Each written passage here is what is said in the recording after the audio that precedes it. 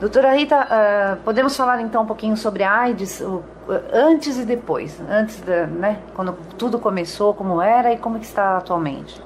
Então, a AIDS, né, os primeiros casos reconhecidos de AIDS começaram no final dos anos 70 nos Estados Unidos.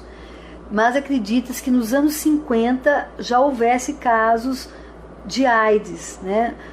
Porque o berço do vírus da AIDS foi na África. O vírus veio dos macacos verdes da África, né?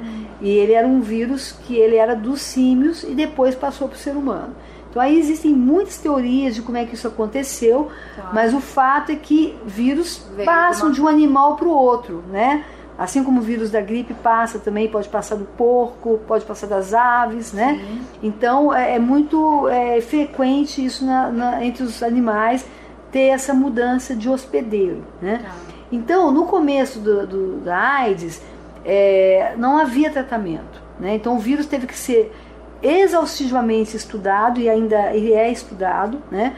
Para se tentar encontrar remédios que agissem sobre ele. Então o primeiro remédio foi o AZT, né? Então o AZT foi um remédio muito importante, ainda é importante, mas só que o AZT sozinho não conseguiria resolver o problema, porque o ciclo do vírus é muito complexo, né? Então foram surgindo novos remédios e hoje nós temos uma gama muito grande de medicamentos que a gente consegue interromper o ciclo de replicação do vírus. Porque o vírus usa as nossas células para ele se multiplicar. Então a gente consegue acabar com essa multiplicação. Até havia uma expectativa de que a gente conseguisse curar o vírus, mas isso não aconteceu, né? A gente até agora não se conseguiu curar, evitar mesmo conseguir a cura total. Ainda não existe isso, né? E a grande estratégia hoje no HIV é fazer o tratamento corretamente. Então é muito importante fazer o diagnóstico precoce, né? Então aí sim é importante fazer anualmente o teste HIV. Quem tem uma vida sexual muito ativa ou com múltiplos parceiros, né? Ou quando há uma falha, né? A pessoa teve relação sem camisinha. Então pode fazer várias vezes o teste de HIV por ano, quantas vezes a pessoa quiser fazer, sempre que ela achar necessário. É um teste rápido. É de sangue? Teste de sangue, mas tem um teste que fura a ponta do dedo, é muito simples. Sai resultado em 10 minutos. Tem resultado, já tem hoje um teste com raspado também da bochecha interna, né? Então, se consegue, isso não quer dizer que o vírus esteja na bochecha, tá? Não tem nada a ver. Mas se consegue fazer esse diagnóstico, né, com testes rápidos, né? Então é importante fazer, é importante saber que hoje o tratamento ele já existe até mesmo profilático, preventivo. Se furou a camisinha, a pessoa pode, se ela está desconfiada, ela está com medo, ela está com receio de que ela possa ter contraído o vírus, ela tem que procurar um serviço de saúde no máximo dentro de 72 horas. Porque o tratamento preventivo ele é feito sempre dentro de 72 horas. Depois de 72 horas, aí já não se faz mais o tratamento preventivo. Quer dizer que se ela desconfia em 72 horas, ela tem como evitar que a doença... Sim, ela pode procurar um serviço de saúde e ela tem direito a receber o coquetel. Então existe um coquetel, que é uma mistura de medicamentos, né, para combater uma possível infecção pelo vírus. Entendi.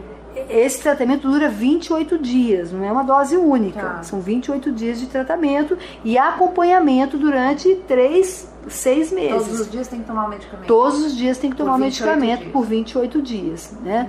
Então, isso em relações sexuais desprotegidas quando tem ejaculação.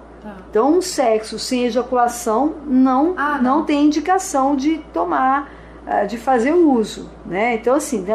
Estou falando do extremo, né? Assim, tem que ser analisada a situação para ver se tem necessidade ou não de tomar o coquetel, né? Também é importante, né, que as mulheres gestantes façam o teste, né? Então a mulher gestante tem que fazer o teste HIV pelo menos uma vez durante a gravidez, mas até o ideal é que ela faça mais de uma vez, porque ela pode fazer no primeiro trimestre e dar negativo. E se ela pegou o vírus depois, né?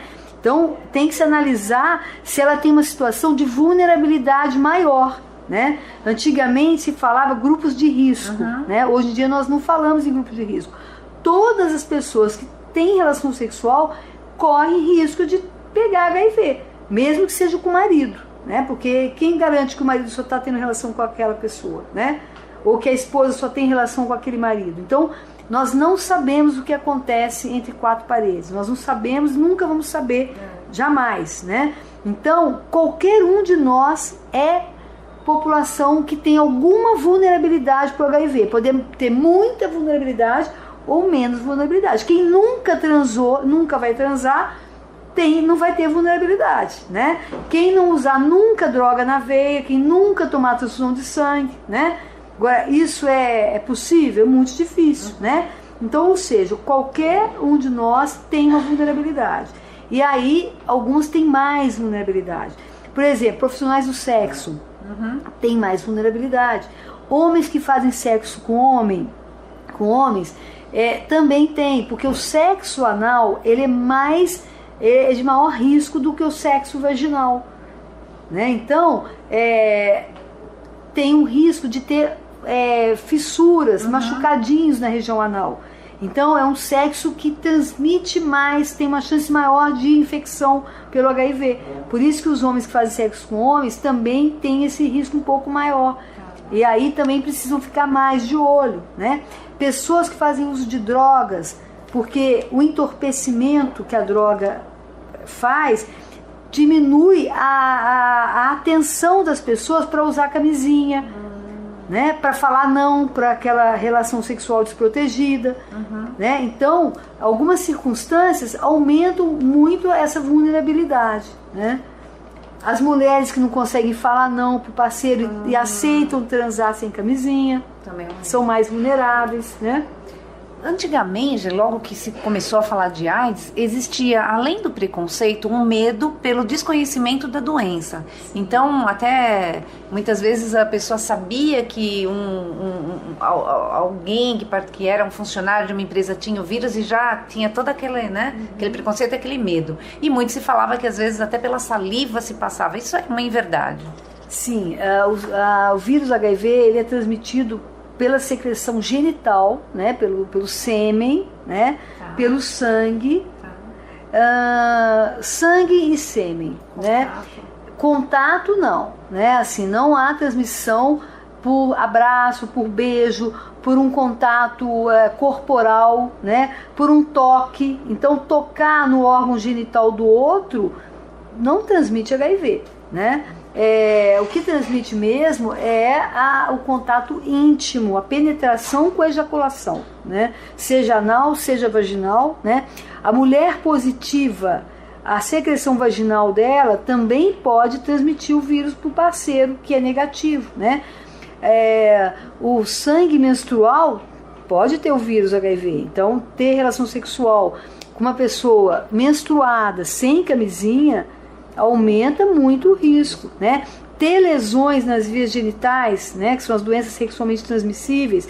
Então, uma pessoa com o DST, com uma lesão, ela está muito mais aberta, muito mais vulnerável a contrair o HIV, né? Então, é por isso que é muito importante tratar as DSTs, diagnosticar as doenças sexualmente transmissíveis, né? Fazer sexo mais seguro, que é usar a camisinha em todas as relações, discutir esse assunto, né?